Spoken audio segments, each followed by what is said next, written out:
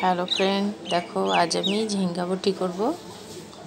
ঝিঙ্গাটাকে ছুলে ঝিরিঝিরি করে কেটে নিয়েছি, কটা লঙ্কা চিড়ে নিয়েছি, এখানে সর্ষের তেল দিলাম আর কালো জিরা ফোড়নে দেবো, শুকনো লঙ্কা দিয়েছি দুটো, ঝিঙ্গাগুলো দিয়ে দিলাম। এখন স্বাদ মতো লবণ আর হলুদ দিয়ে দেবো। লবণ আর হলুদটা দিয়ে দিলাম। এখন আমি ঢেকে দেব।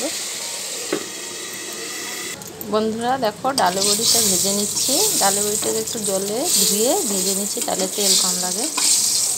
ভেজে আমি ঝিঙ্গা বটিটাতে দিয়ে দেব।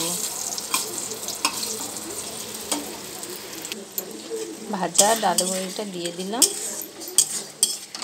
এই জলটা টানবে, তারপর আমি নামিয়ে নেব। বন্ধুরা দেখো, জলটা টেনে গেছে, আমার ঝিঙ্গা বটিও তৈরি হয়ে গেল। কেমন হয়েছে দেখো, ভালো লাগে কমেন্ট করো, লাইক করো।